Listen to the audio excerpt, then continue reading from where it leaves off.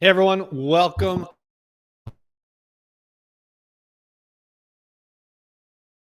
Coach Catalyst, and I'm excited to be here with you on this Tuesday. Today we are continuing our series on group coaching. So last week, if you missed the episode last week, you can click back in the Facebook group and check that one out. But we talked about kind of setting up a good group coaching program. And today I want to go a little bit deeper. We're going to talk a little bit about actually executing a group coaching program and what are some things to think about to provide an incredible experience to a bunch of people. So to review, when we're talking about group coaching, this could be a challenge. It could be a front end offer, or it could be your main signature program, right? But a group coaching program means everyone is following the same curriculum, kind of how we educate in the United States, and the coach is kind of leading people through this program, right? But we're not making a ton of changes. You might make little tweaks here and there. You're gonna have a lot of conversations with people, but you're not like overhauling the entire program for a person. That's what I consider to be group coaching. We've done a ton of it at our facilities, mainly through challenges, but we've also done lifestyle coaching, nutrition coaching, and other things. So I think about it as a consistent curriculum for everybody. But just because we have a consistent curriculum for everybody doesn't mean we can't provide this personalized or one-to-one experience. And those are some of the things I'm going to talk about today, because one of the biggest problems that we run into when we move to a virtual type coaching program is building connection.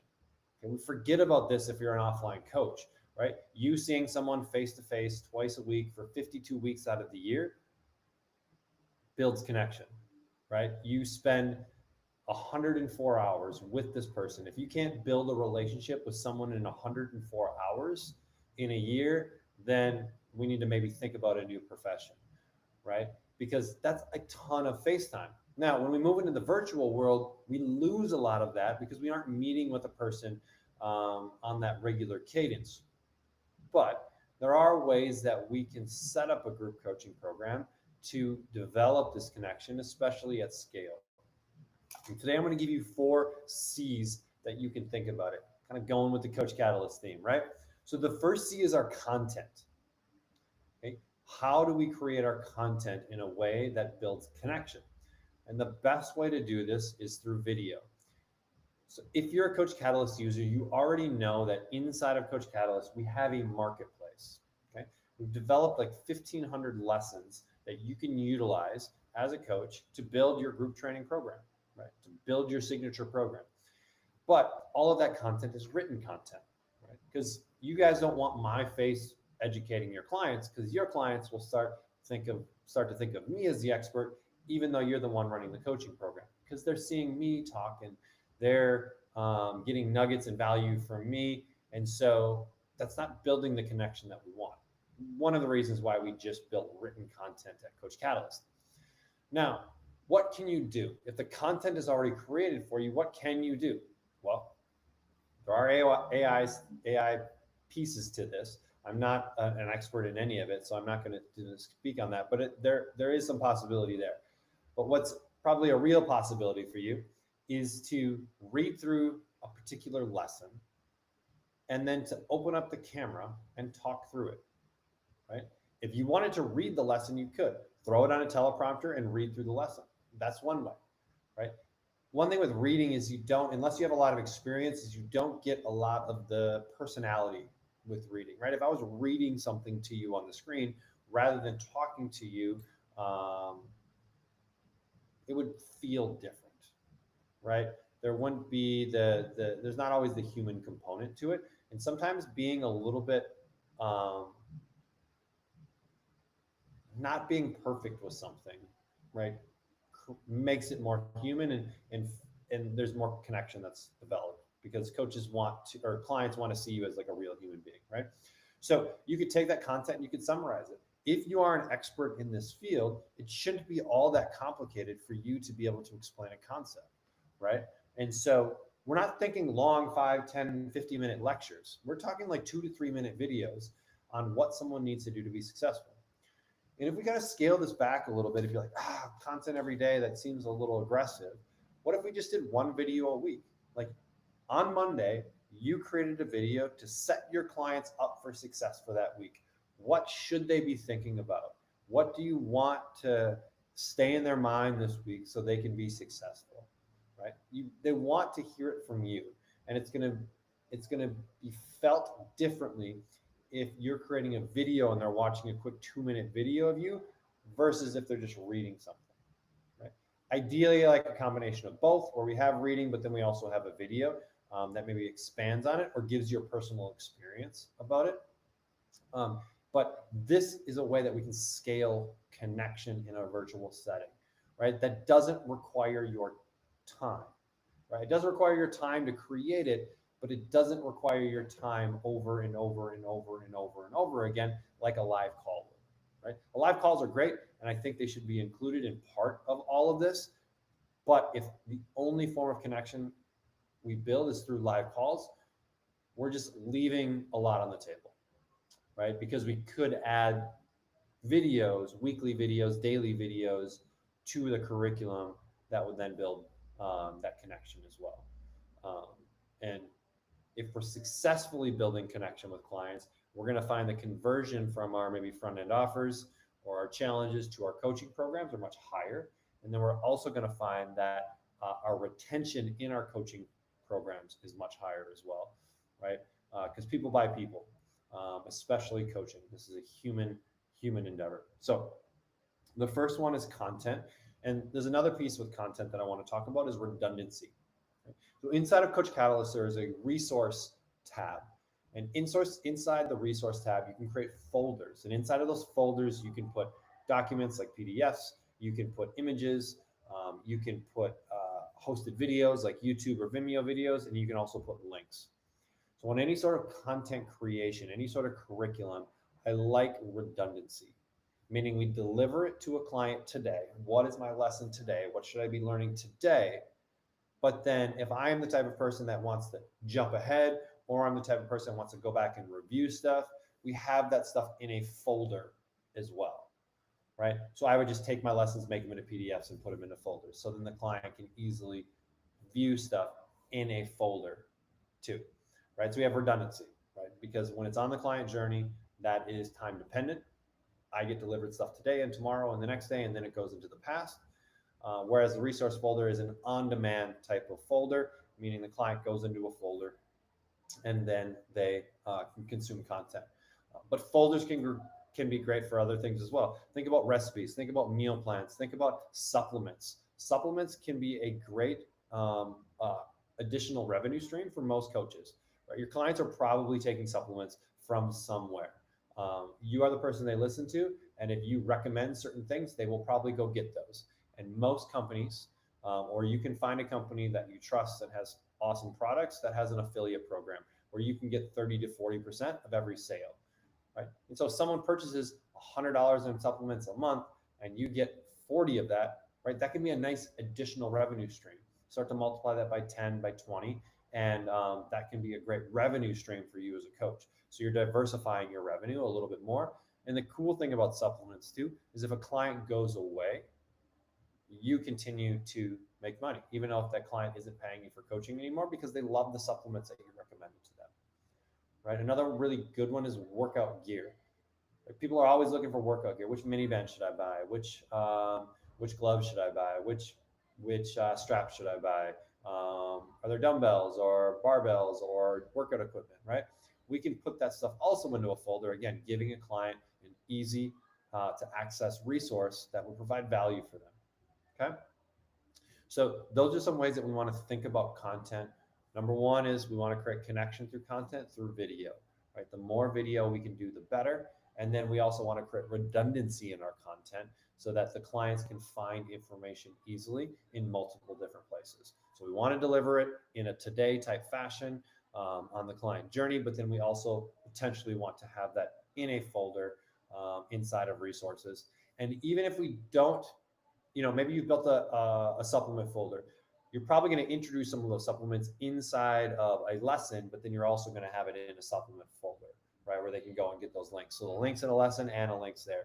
So don't just think about it from a content standpoint, but anything that you might have in a folder, you probably want to introduce it in a lesson at some point to a client so that they know, hey, where do I even get this kind of stuff? Most people aren't going to be clicking around on apps to figure out every corner of that app. So we utilize lessons, we utilize that in your face type of education to guide them to the other places that we want them to go.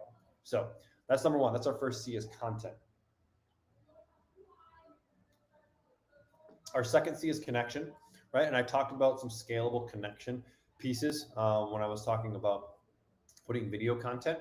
The other pieces of connection that I would encourage you to do is doing audio messages. I think audio messages are one of the best ways to be able to build connection and personalize a group-based program. You're maybe reviewing a client's account and you just want to give them a little bit of feedback. A quick 30-second message can go a long ways in building connection with that client. Because let's just be honest. In the virtual world, it can feel like I'm lost, or it can feel like I don't have connection because I'm not meeting that coach. And so audio notes should be a part of your practice, right? And if we're running this kind of stuff, this stuff isn't set it and forget it, right? Many business coaches sell this kind of like panacea of online coaching, and like ultimately at the end of the day, it's a business, right? It's a business that you need to nurture and support, and it's coaching, which requires effort. Just like you had to put in effort offline, you have to put in a massive amount of effort online, many times even more effort online, because you have to make up for this connection loss that you get with a virtual setting. And that's where doing audio notes, like setting aside time every week where you're connecting with clients in a one-to-one type fashion. And audio notes can be a great way. Video notes can be another one. Again, don't need to be long, don't need to be these lengthy, like culmination of everything. Like just quick notes that let the clients know that, hey, you're seeing things, you are engaged in the process. And if you're engaged, they're going to be engaged as well. So audio notes are one of the best ways that we can create this connection. And then also scheduling messages for the week to prompt conversations with clients. You want to be having conversations with clients on a consistent basis, right? The more conversations you have, the more engaged someone's going to be, the higher the likelihood they're going to stick with you, right? So that's what we think about connection, is we think about how do we create real world connection, right? Yes, this is not scalable across thousands of clients, but the vast majority of online coaches, if you had 30 clients paying you $300 a month, that is a six-figure business with virtually zero overhead, and can create an incredible living. Right? So this isn't anything crazy, right? We're not asking you to go out and get 5,000 clients. Right? I think you can get 20 to 30 clients at $300, and $300 could be where you start. And let's say you get 20 clients at $500 a client, because you're really solving a problem that people are aware of and want to solve. Right now, we're $10,000 a month with 20 clients. So these numbers don't need to be massive. Whatsoever. And then the rest of your time is freed up then to continue to expand your reach, expand your marketing, and ultimately keep your funnel full with new clients, right? So that's the second piece, is connection. So first piece is content. We want to make sure that we're dialing that in. Second piece is connection, making sure we're having those one-to-one experiences with our group training clients or group coaching clients, but we're also building connection into the content too. So we're hitting it from a few different areas. The next one I get a question about a lot is communities. Okay, communities. Do I need a community? Should I do a community? And the answer, like most things in life, right, is it depends. Depends. Some people love communities and they're awesome at it. Other people, doing community stuff and trying to engage with people is like nails on a chalkboard. It's the last thing that they would ever want to do. And so number one is understanding your personality. Coaches have been successful without communities. Coaches have been successful with communities. Okay, it's up to you. So, but if you are going to do a community, you need to commit to doing a community. You just having a community and putting people in it is not a community. People will not just start to engage organically. It's just not how we interact, right? This isn't a social media platform right? This isn't something that someone necessarily like signed up to do. They're part of a program. And so if we are going to do some sort of community, we need to have engagement prompts so that you are driving engagement in the community. I like, if we are doing a community, to tie it into the overall program as well. So as part of our program, we might be doing incentives and that kind of stuff. And those are some things that we're going to talk about next week. But we would tie in posting and engaging in the community as part of those incentives. So we're giving people incentives to participate. And then also you as a coach tagging people, at mentioning people, and getting them to engage can go a long ways in starting to get the snowball of engagement that's required. But it is kind of like, it is like a snowball where it starts really, really small, and you need to nurture it, you need to roll it to get it bigger and bigger and bigger, and then eventually it'll have enough momentum to keep going on its own. But like, it's a commitment. It is a legit commitment of showing up on a regular basis in the community. So doing video that you're posting in the community, at mentioning people, having open-ended questions, or like a question of the week, is a great way to engage in the community.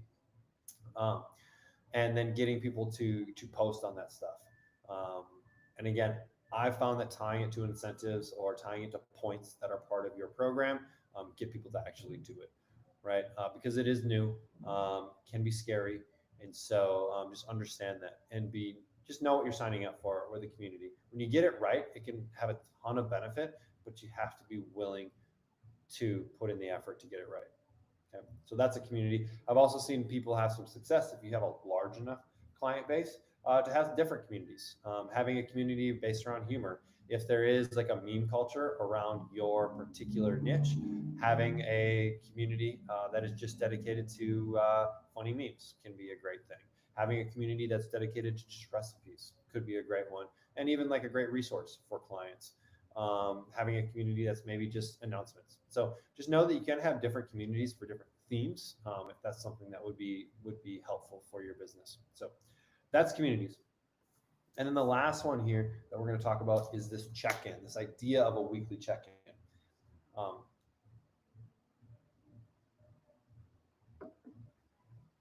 a lot of coaches utilize weekly check-ins. I think they're great. Um, I think there's ways that we can level up weekly check-ins too to help you even produce some better content. So weekly check-ins are pretty straightforward. If you're not familiar, it's just simply like a form that you put on the client's account. At the end of every week, they're going to answer a few questions, maybe something around what's one thing you did well this week, what's one thing you struggled with this week. For the thing that you did well, how can you do more of that? You might have a ranking on a scale of 1 to 10. How do you feel about your progress so far? And then you might have a question open for any particular questions. So I like the question one. Do you have a question for your coach? Because what we've done when we've ran larger challenges, we've taken all of those questions and we've collected them together into a single document or into a single lesson. We've answered them, and then we put that lesson onto everyone's account. Okay, so we just use kind of the global element, click everybody, global element, drop that lesson in to everyone's account.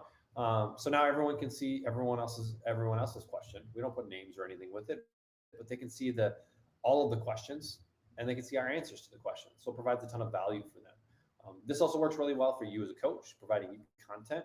You could take every single one of those questions, and those could be an email, those could be a content piece, those could be Facebook posts, reels, all of that kind of stuff. And that's probably way better than any question you can come up with, because it's actually questions that your target market has. So I think putting that question in the weekly check-in, and then doing this kind of a collected answer is a great way to do this. But then also those weekly check-ins give you that opportunity to drop that audio note. Hey, it looks like you did really, really well with putting more protein or consuming more protein this week. How were you able to be successful with that? Was there a specific strategy that you used? Tell me more. Right? That can be a great way for the client to then start engaging with you, provide you with information that you can then share with other people, right? But that question then is that prompt for you to do the audio message, so it can feel a little bit more natural rather than you trying to pull out all of these answers from people. So I think weekly check-ins are great. I think it's something everyone should have in their group program. I think some coaches make them too long, and so it feels like a chore to fill it out. And so think about every question that you ask. There should be some sort of, you should get some sort of insight or value from it. And if you don't, remove the question. Right? Don't just ask questions to ask questions. Everything should matter and be meaningful. And then don't just do check-ins and then let them fall into the ether. Do a check-in, follow up with that check-in, so that the client, feels seen, is maybe a good term. Like, hey, my coach is actually reading this stuff, giving me feedback, giving me follow up, and helping me through this process. Because that's ultimately what we're doing, coaching, right? And so doing those weekly check-ins is a great way to do that. And again, we're building all this stuff out in advance. So you're not having to like think about this stuff every week. We build out this group program. We're just making sure that we're adding all of these different pieces to it. So Genevieve asks, so how do you make an audio file on CC? Or are you recording it separately and attaching it? So typically you would just be recording it from your phone, right? So looking at the check-in on your computer, you have the Coach Catalyst app on your phone, and you're just sending a quick audio note to them. If you did want to do an audio note on the web, you can use something like QuickTime and record that way. Foreshadowing alert, we have something coming out in the next couple months that will make this a lot easier for you guys as well. But those are a couple ways that you would be able to execute on it right now. So as a review, remember, you can always go back and watch this recording, but we've got kind of these 4 C's that we're thinking about in our development of our program. Content, right? What does our content look like? Do we have redundancy in our content? Meaning we're utilizing resources along with real-time delivery of information. And as part of that content, are we developing connection? Okay? Are we creating video content for our clients, right? No, do more of it, right? You can't do too much, right? So more video content builds that connection. And then also with connection, we're thinking about audio messaging, potentially video messaging to our clients.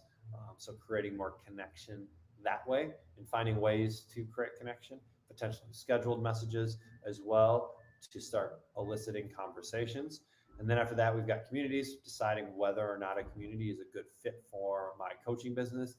Am I the personality to get in there? And am I willing to almost speak to myself for a period of time? Because it's going to be an uphill battle to generate engagement right away, and we need to stick to it for a good period of time, a couple weeks at least. And then the last one is the check-ins, the weekly check-in process, right? Having some sort of weekly check-in, weekly touch point. This gives you information for your audio messages and your connection points, and also helps the client even clarify the things that they're doing well and the things they're working on, and helps them in the learning process as well. So those are 4 key elements I want you guys to think about when you are creating programs, especially these group coaching programs.